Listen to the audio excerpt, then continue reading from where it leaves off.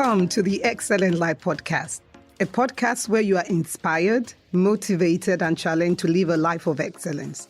On the show, I will cover topics like created for excellence, keys to living an excellent life, and living your very best life. My special guests will also share from their wealth of experience the principles for living an excellent life. I'm your host, Bola Mataloko, and I'm so excited to be with you today.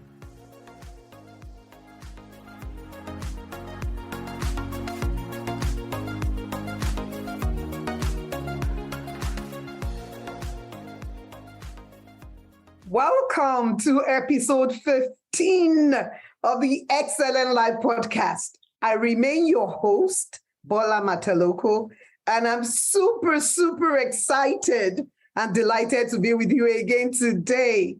The topic for today's show is excelling in adversity, and I have a super special guest who will be joining me in this discussion.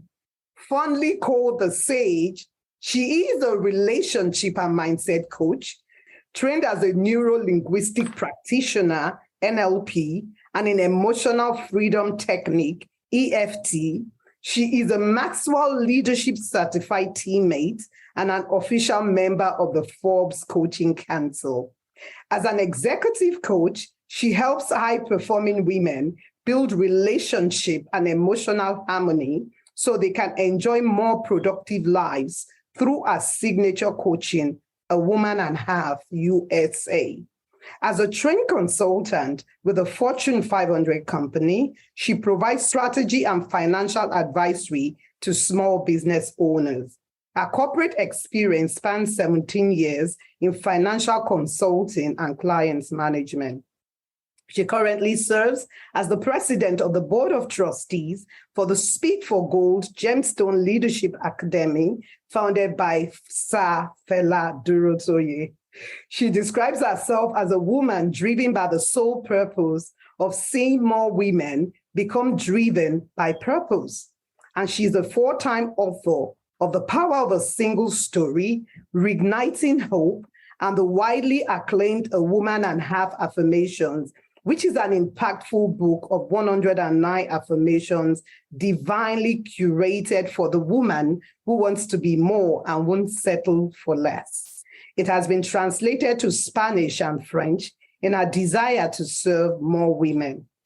Having survived cancer not once, but twice in 2017 and 2022, Eden considers herself a recipient of God's mercy and has turned a survival into a revival by channeling her experience into cancer advocacy. She also encourages others to shame their shame by owning and empowering others with their unique stories. She is the recipient of several awards and has spoken on stages in different continents. She makes her home in Texas with her wonderful hubby and her 3 lovely children. Please join me in welcoming to the Excellent Life Podcast my dear friend, Coach Eden Onwunka. Yay! Oh my goodness. Welcome, Coach Eden. Such a pleasure to have you with me today. You know what? I feel absolutely the same. I feel honored. Oh, wow. And I know we're going to have a great time. So absolutely. Thank you. So today, oh my God, you have such a remarkable testimony, and I really hope that we can do some justice to it in the time that we have today. So you hear the words, you have cancer. What runs through your mind at that point in time? First of all, that's not something you want to hear. Absolutely. and for those who hear me laughing, to be honest, I'm not minimizing that experience. I'm not minimizing that experience, but I think I would like to start from an anchor that maybe helped me in that journey. So let me kind of start in the middle. I remember one of my mentors said this many years ago. He said, commonize it. And, you know, for context purposes, it's very important to differentiate between trivialize. To commonize is a thing. It's not to trivialize it. To trivialize a thing is to pretend that that thing has no weight. Now, to commonize it is very different. When you commonize a thing, invariably, you are just accepting that you are not singled out in the entire universe, that this is not, like I always say, a cosmic setup against you, that someone somewhere has gotten this level of surprising diagnosis. So in a sense, you are not alone. And you are not the first. You are not the first. You are not the last. You just happened to be the next. Wow. That's powerful. What an opening. Yeah. You have cancer. I don't know. If you remember the cartoon, Scooby-Doo. Yes. You know that thing, you have that invisible sound. Like that, it's almost you are hit by this sound. So you run through what I call a cocktail of emotions pretty quickly. Yes, I can imagine. Yeah. First of all, I said, me, cancer. Sure. I laughed because the first time I got the diagnosis, January 17, 2017, I was in the office. I was in the head office. We were about to do a presentation at work. I still remember I had the bagel on one hand. I can't remember if it was coffee or something on the other hand. Then the phone rings, and because I recognize the number, and there's been this back and forth of give me the result, don't give me the result, and just give me the result. Because I wasn't expecting anything. So that was another thing I would, in retrospect, I wish I didn't do that. They were trying to protect me, and I was saying to them, it was January 2nd that I went for the biopsy, because I just had my twin babies a year before. And when my twins were just 6 or 7 months, again, you have to put the context. This is a new mom with all the attendant changes that goes through a new mom's body. So you just breastfed twins, from one twin being in the NICU for 1 month. That is a year of a high, a big testimony, but it's also a year of the stretch. So that's so when I discovered the lump towards the end of the year, before Christmas, sometime October, November, I'm not even sure at this point, I willed myself to believe that it was leftover breast milk. Very funny, right? It doesn't even make sense now. Or, you might see yourself in the story. Hopefully it's not cancer, but you can see yourself in a season where you are seeing something, but you are like, nah, it's not it. So I willed myself to believe, it's leftover breast milk. Thankfully, I was proactive enough. So I go for the checkup. I'm looking at the doctor's eye. It was a regular checkup. He looked at it. Now, if you are intuitive, there are certain things that are not said with words. Like in my communication boot camp, Communicate Like a Pro, I teach body language. And I say, your body is talking. So I think there was just something, it was very, almost like less than 1 second, but I picked it up in his eyes. Almost like a concern that almost like it went off immediately. And he said, it may be nothing, but I think you should see a breast specialist. Wow. I think that's when I was like, I hope this is not serious. So I came into the checkup knowing it was nothing. I even took a selfie. Are you serious? Yes, I took a selfie, and I can't even find it. Wow. And I took a selfie because I'm like, I'm going to write a story of how a lump turned out to not be anything. Oh, wow. That's actually where I was going. Yeah, yes. Because I want us to talk, I asked you what was the first thing, because I feel like your story, I've heard it in bits and pieces, but one thing I always think about when I hear you talk is that your mindset was really what helped you to excel in the midst of that adversity. Because like you said, someone else could have received that diagnosis and be, why me? Woe is me.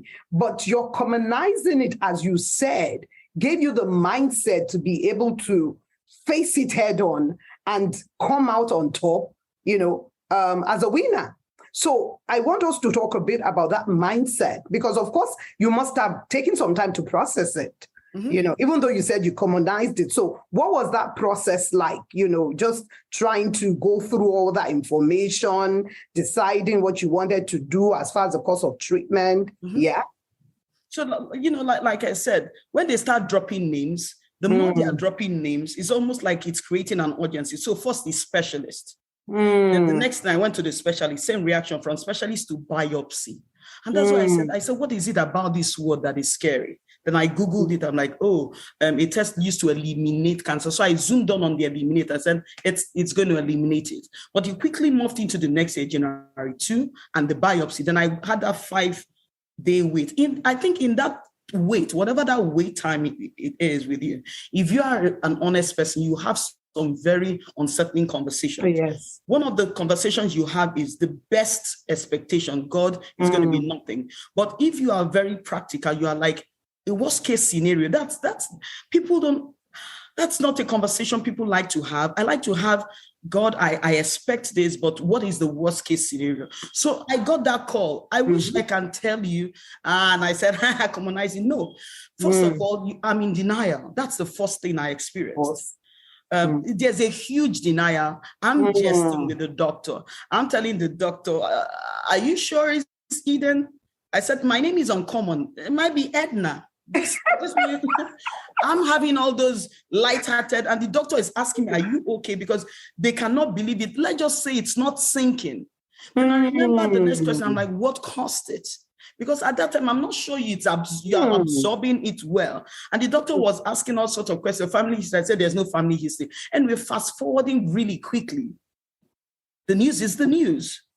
And I had to go back to a presentation, which I can't remember going to. You're kidding me. You went back to the presentation. Because it was a regional thing. I couldn't say, guys, I'm sorry. How were you able to put that behind you and actually have the state of mind to be able to do a presentation? PB, I don't think it was behind me. It hadn't sank in. It hadn't sank in, okay. That's the truth. It was somewhere, I think, denial, because you're having what I call a disassociative feeling. You heard the news, but you're not sure if it's you. You're not sure if you're like in a daydream-like stage. So I'm in that bubble of denial. I cannot recollect driving from the regional headquarters back to my office. It's like a 30 minutes drive. It begins to sink in. I still remember going down on the freeways of Houston, and it's sinking in. I'm like, I have cancer. They said, is it me? I look at the phone. Did this phone call happen? And that's where it starts to sink in. And immediately for 5 minutes, I don't recollect driving. And I had to remind myself that I was on the steering. And I said, my goodness, this is how someone would have veered off the freeway. And I said, Eden, just get it together. And I put on the radio, KSBJ, which is a contemporary Christian radio, because I had to put something, the first thing to remind me to soak. So my first response, even though I was in denial, was worship.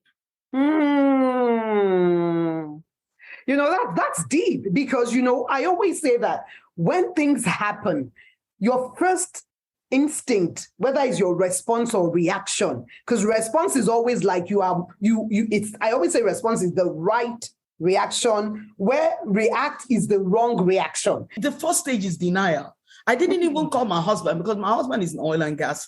And at the time he was, had a cross posting out of town. It was a difficult 30 minutes drive for me.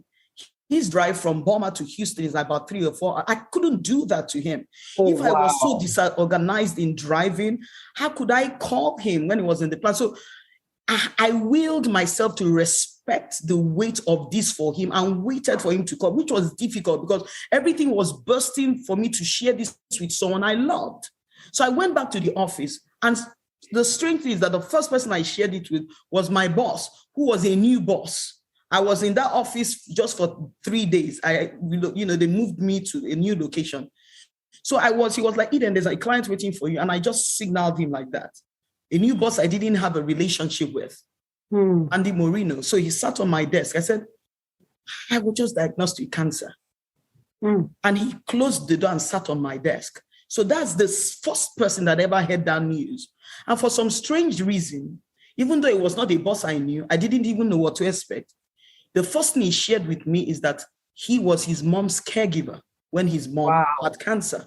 So it's like a slice of mercy that the first person that I shared with that information with was a participant observer in a warrior's life.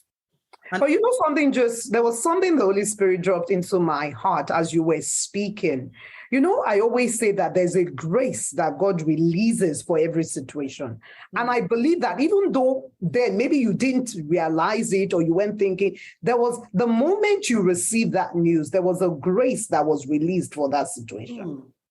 Oh. That's what I heard in my spirit as you were talking. That's because I'm thinking to myself, how do you maintain that composure of driving? Because I'm that one kind of person that something happens to me, the first thing I pick up my phone and I call my husband. That's my first instinct. So for you to have that presence of mind, there was a grace that you were not even aware that God poured out upon you at that precise moment. I would absolutely have to believe it, because to give myself credit is to discredit others whose response were not mine. And again, caveat, there's no right or wrong response. If someone slams the brake, breaks things, curses, even lashes out of God, their feelings are validated. We can't prescribe how people respond or even react to things that we've never experienced. So this is not even a blueprint. This is just exactly how it happened. And I wish I can tell you that I was composed. I don't think there was Uber then. I'm sure I would have called the Uber.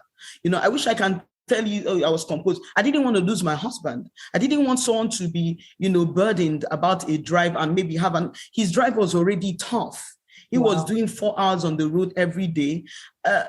You in marriage, it was just kindness. Like, I can't wait for him to come back home. That way, let me frame it well in such a way that this man, this is serious. So Andy Moreno shared with me about his mom. And even though the mom passed, there was something he said. He said, Eden, my mom suffered so much because technology, when it comes to treatment, is not what it is now. So it's almost like he said, it's easier now, Eden. Then they had to put the chemo in my mom's veins, but now, so he was sharing how serious it is, but letting me know that in a sense, for such a time as this, Eden, you have so much to work for you. And that was so important. That was very important. That was so important. And that's still the grace of God at work. I'm telling you, that's still the grace of God at work. Yeah. And absolutely. He said, you can go home. Don't think about work. So eventually I went home, but again, I had to tell my husband. What was his own reaction or response to that? So my husband has high emotional intelligence, and he's a phlegmatic, and they are not easily excitable. Well, after we prayed, we were about to go to bed. I held his hands and I said, my love, I want to say something to you. So you didn't even say it as soon as he got home. No, because Pastor Bola, please put things in context. We have 3 kids under 3. Wow. I was a new mom. Wow. The twins were not yet 1. Wow. My oldest child at the time was 3+. So we were already stretched as a family. We had to pick up the girls, get them ready for bed. So you already had this mommy, 11 months old babies crawling. Like, there was no time in between. So the only time is to get the kids situated and in bed and have our own time. Oh, wow. So we're about to go to bed. We finished praying. I'm leaning in on him and I looked at him. I said, there's something I want to tell you. He said, what was it all? I said, I actually got the news. He said, what did they say? I said, they said the enemy has cancer. Oh, wow. Silence. Then the very first word he said is, God is in control. We talked about this a bit, and I said that many times in life, we cannot control the things that happen to us. But one of the things we can control is the people that we have around us. And I use the example of Job. Because Job is my favorite guy. Yes. So it was so important, the response or the words that your husband spoke to you. God. Because I can imagine that would have kind of stilled you a bit. Because I can't even imagine, how you were processing. But I'm just thinking, even if there was a level of anxiety, that would just have kind of stilled your spirit. And so I always say that it's so important, the people around you. And I know that in telling your story, not only the people around you, but your mindset in going through what you were going through, your perspective perspective. You know, I always say that people talk about the glass being half empty or half full. It's a matter of perspective. I think you had the right perspective.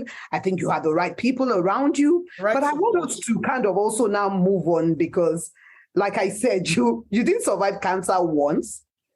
Yeah. We're talking about twice. So, I mean, the first time you had to go through the treatment, but what was it like to hear it again that you have cancer?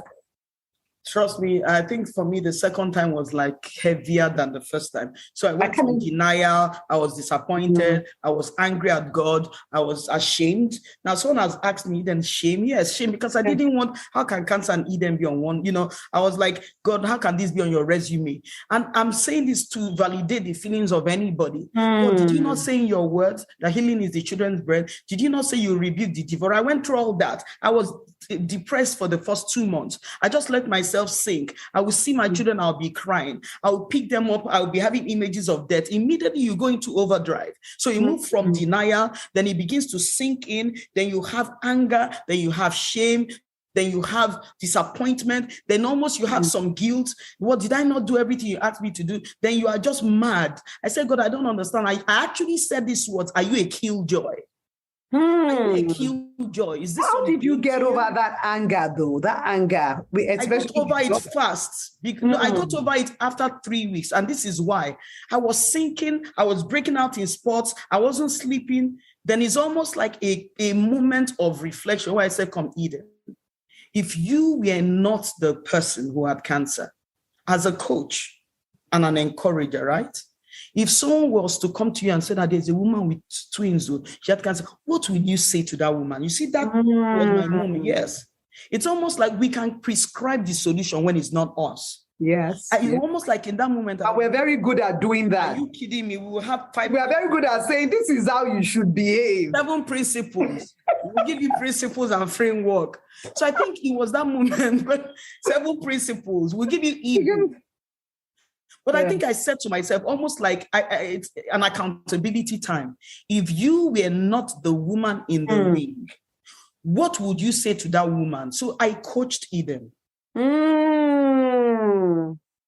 you know, this thing that you're saying is very powerful. And you know, I remember I was saying to someone, I said, one of my favorite verses of scripture is Psalm 103, where David was like, bless the Lord, oh my soul. Bless the Lord, forget not all his benefits. And I say that there are times that I am in situations that, you know, my soul is not joyful. And I actually have to talk to myself and say to myself, you will bless the Lord. That's right. You will bless the Lord. But I totally, because that's what I said to myself. And you see, it took me 3 weeks to get there because your first instinct is not to take your own advice. Yes. So, but I just said to myself, so I sat Eden down and just had an honest conversation with her as if I wasn't Eden. So I remember I just said, Eden, this is really bad. You know, there's no sugar coating. This is not aspire to aspire. You know, there's no way around it. There's no motivation around this. This is bad. But I said, come on, Eden, you know, you can make this worse with your mindset. Like I said, Eden, you see the way you are going to wreck even more than yourself. Like even if you had a fighting chance, you will not have it.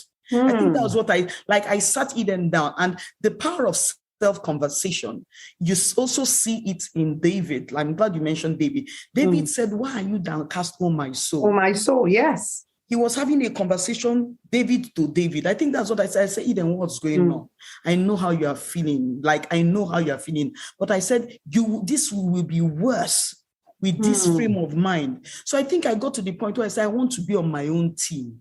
I'm not sure what else is going to happen, but I will always have me with me, right?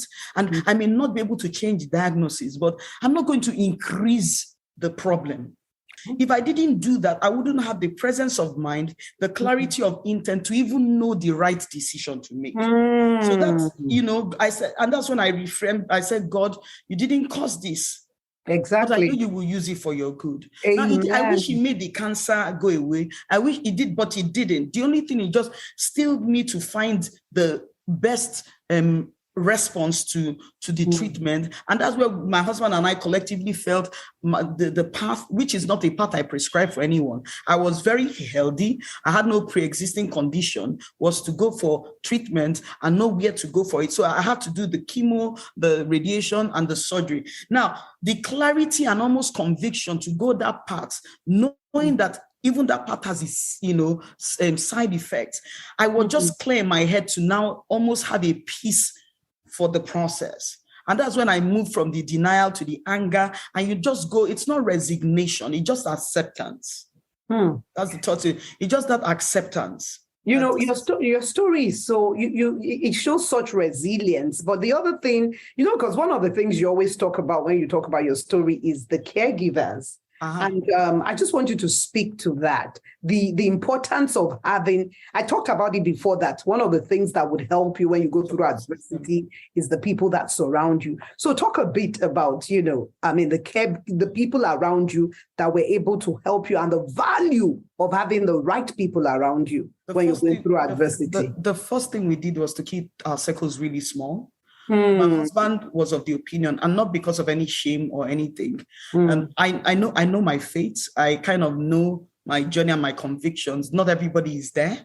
Absolutely. And I also knew that the feedback I got from people can actually tamper with my mindset. Absolutely. Ask Job, your favorite person. Yes. Has the possibility. So we made a decision as a family to just begin the treatment without having the clutter of opinions, and now, almost like instrumentally let people know where we were, because we're trying to protect us, our faith, and also protect their hearts, in the sense that the strength and stability, the simplicity of his confidence in God. He just said, God is in control. There was no drama around it. And he believed it. He said, you are the most important thing. Let's get treatment. And that conviction for him didn't change. He knew that the demand on him was going to increase, because many times I couldn't be mom. He had to be mom, all of that. The next person I told was my close friend in Boston, who is my daughter's godmom. I consider her a counselor. And I told her because I knew my life was going to change and I was not going to be able to run my home the way I could. So she's a caterer and she would come from Boston to Houston and cook. So she said, then the least you should bother is food. Then I told one or two of my other friends there, and they were all taking turns to take me to chemo. Then I told my twin sister. For me, telling my twin sister was probably the most difficult, because we're identical twins. We have had some similar journeys. I needed her to know that this was not a reality and she would never experience. So I want to credit, I don't think we give caregivers the credit they deserve, because you, in that journey of adversity and stretch, you're already in a torture, you are sick, you are losing your mind, there's hormonal issues, you're having all this. We are the man of the, and that makes us selfish, because we are tunnel visioned on us. We don't often see how is, someone else is, they didn't ask to have a spouse that had diagnosis. They didn't ask to have a child. Oh, I was going down that road, because I wanted us to talk about, I can imagine that as a mom, you want to do so many things for your children. As a wife, you feel like, I want to do so many things for my husband. You have a lot of plans. So was there any guilt that you had to deal with, and how were you able to kind of overcome the guilt and not really have that be one other thing that really affected your mindset in going through? Yes, there was mom guilt, a lot of it in heightened form. My babies, I couldn't carry them. After the surgery, I was instructed not to pick anything more than 10 pounds. Well, my babies were more than 10 pounds. So I think it was difficult to see my kids crawl around my bed and stretch up baby hands for twins, 4 hands, and you can't carry it.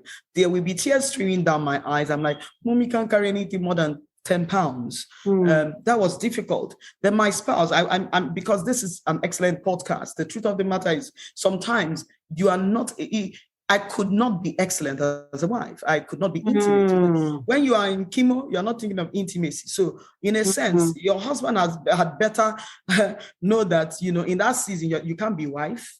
If you get what I mean. So yeah, absolutely. It is. So There were many things I couldn't do. Then I seemed to see life pass me by because opportunities I could not show up for because nobody knew. So it's so very, very important because if you don't have emotional anchors, if you are given to comparison or competition and you don't understand and respect seasons, you will be bitter. I was going to say that you didn't, because I remember you were talking about your story and you said that you had to not be bitter because you were looking at everyone living their lives. So my cousin at the time got married in New Jersey, something that had been building on, I couldn't go. I had all these outfits made and my little girl was the little bride. I had to dress her up and my husband went with her. So almost like you're seeing pictures, you know, it may look trivial to someone, but when you choose to not be somewhere and when you cannot be somewhere, two different things. I know. Yeah, absolutely. So he has not given us spirits of fear, but love. So that's what love, I was reminding myself. Then the power, because the medicine will wreck you. Wow. Yes, I wish I can take it. Was the chemo is hard. Surgery is hard. The body changes are hard. Your life is changing. You are confused. There's images of death. So, but you need power because without power, you will not be able to rise up another day. There was a day I said, I'm not doing any treatment again. What will happen? Let it happen. Wow. Yes. So you need power to show up every day. So as you said that, I'm sorry, but so when you got to that point that you were like, I'm not doing it, how were you able to now, pick up yourself and just move on again? So I'm glad that my husband didn't force any option on me. Then I said, I'm not going to chemo. He said, okay, let's call and, are you sure, baby? Are you sure? I now looked at him and said, do you want the chemo? Do you want it? If you want to go and take it, oh my God. Not yourself. And nobody tells you. I'm growing weight. I moved from a size 6 to 10 or 12. You are overweight. Then the nurses are saying, I'm always eating. Say, oh, it's the steroids. So you have all this change. When would you people tell me that my life is changing? Oh, wow. Wow. It's not, I want you to know that I was not always in control. That's the excellence does not mean that you're always in control. Excellence just means that you have a commitment to be consistent. Yes, absolutely. I flung the plate one day and hit the wall. Oh, wow. Your mind is berserk. I had screaming matches. My mom of blessed memory, one day you are craving things. You can't eat, you are tired. There was a day, there was no one at home when my husband went for my cousin's, wedding. And all I wanted to eat was unripe plantain. My mom was taking care of the babies, nobody to drive me. Against better judgment, I drove myself and I was almost passing out. Wow. Before masks became a thing, I was masked because I was immunocompromised. So I looked funny. I remember I was asking someone in Walmart, please, my hand was shaking. Please, can you open the door? And they were moving away from me as if I was trying to rob them because I looked funny. Oh, wow. I was black. I was bald. I was funny. This was not even during COVID, right? Yes. This was before COVID. Wow. And I was asking someone, please, can you drive me home? I lifted her and she said, I'm sorry, I cannot. Like in my mind, like, I don't know what's going on with you. You look. I know, right? So, from passing out to flinging plates. Oh, wow. So I'm hoping that this validates someone who is in a bubble. But that's why power. Because you will need power that even if you break down to yesterday, you can say today, I will try. I will get up again. Oh, it's not about how many times you fall. Yes. It's the ability to get up again. Yes. I'm going to ask you one final question. I really wish we could go on. We probably would have to do part 2. What would you say is the greatest lesson that you learned through all this adversity? I know there are many lessons, but if you had to say, this is one thing I learned, because there was something you said the other day. Oh my God, I wish I could go into that adversity reveals to yourself. That's right. Who you are. Who you are. So what did this process tell you about yourself? So, rounding up, because after I survived in 2017, I was supposed to go for my 5-year mark. to be declared cancer-free. They don't declare you cancer-free. They declare you after 5 years in remission. So everybody is looking forward to what they call the 5-year cancer-versary. They merge two words, cancer and anniversary. So I'm looking up to it. I even have T-shirts made. I took a picture only for them to find another calcification. Fast forward January 14 this year, diagnosed me with cancer again. I think for me, that one was the harder one because it's almost like you go high and someone knocked you down again. But I think I just remember that, I don't want to lose my year. I don't want a bad year. I'm not going to write off a whole year. This is difficult. And it was very difficult. I just said, Eden, if God did it once, he has to do it again. Amen. He has to do it again. And even though I was now looking at what is going on, is my life just like something you said, why me? Why me is a question that never brings a good answer. So I don't answer, I just said, God, this is hard. I said, God, I need His grace is more than sufficient. I said, yes, help me. Help me. I said, is there something you were trying to show me I didn't see? Is there an assignment you want me to have that someone else didn't do? I said, God, just show me what you would have me do in the way you would have me do. But just promise me that you will be with me every step of the way. Oh, wow. That's all. Wow. Like if you can promise me you will not leave me, I will be fine. I know the pain will be there, but just promise me you will not leave me. And I think I had the conviction that it was not unto death. So just like when my doctor called me, my response to her was, I'm not happy. I'm disappointed. I said, but I don't know the process, but I know how the story ends. I heard this song in my spirit. I'm going to see a victory, for the battle belongs to the Lord. So what is the most important thing? Yes. You cannot bring anybody lower than their belief system. Woo! Wow. See, that's why we call you the sage. You just, that was a drop mic moment. Oh, wow. What you call a thing is what it is. Yes. Reframing is a coaching psychological tool, but reframing is seeing something and giving it the interpretation you want. Now, it's not just coaching. Even in the Bible, in the book of Genesis, call it the things that be not as though they were. But let's go back to Genesis. Everything Adam named the animals is the name they bore. Yes. So when I was diagnosed with cancer again, I said it's not cancer treatment, it's wellness journey. Woo! Hallelujah. It's all about perspective. Oh my God. And because of it, there was pain. I said this is not cancer treatment. This is my miracle center. There's still so many things I want to talk about. And like I said, we will do this again. Oh my God. Thank you, Coach Eden. Coach Eden has a wonderful book. I have a copy of it. 109 affirmations. They will bless you. They will inspire you. And we're going to close the show today with some of the affirmations from the Woman and a Half affirmations. And so we're going to go. I'm going to say it and then you're going to repeat it. Number 1, you cultivate strength by the Spirit of God in your soul. I cultivate strength by the Spirit of God in my soul. You are built to last and break away from circles of despair. I am built to last. I break away from circles of despair. You outlast adversity and you thrive excellently. I outlast adversity and I thrive. You are whole. Your soul is whole and your past experiences are healed. Ooh, I am whole. My soul is whole and my past experiences are healed. Hallelujah. You walk away from anything which no longer serves a divine purpose.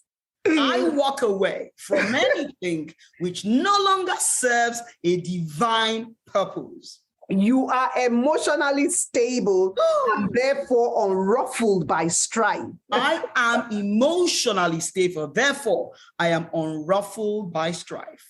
You arise because you know generations are tied to your rising. By the way, before I take that was one of my anchors. I arise because I know generations. I just knew this was not about me. Generations are tied to my rising and my journey.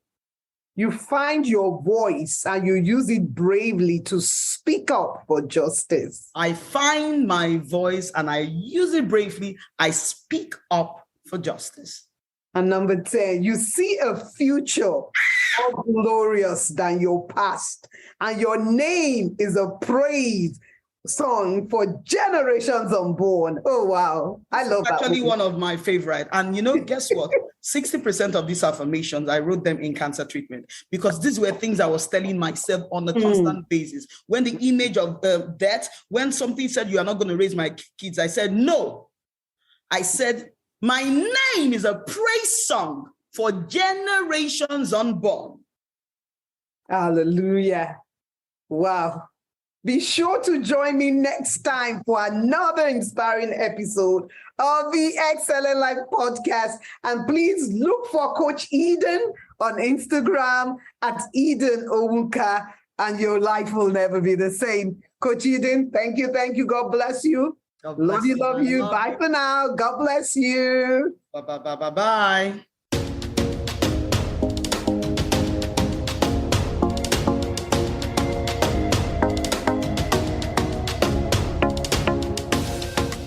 Thanks for joining me this week on the Excellent Life podcast. I trust that you have been inspired by the show today. Make sure to follow me on Instagram at Bola Mataloko, the Excellent Life Coach. And be sure to subscribe to the show on iTunes so you never miss an episode. If you love the show, please leave a rating on iTunes so that I can continue to bring you many more life-changing episodes. Thank you for listening, and I will be with you in 2 weeks for another inspiring episode. Till then, remember, it is possible to live your very best life.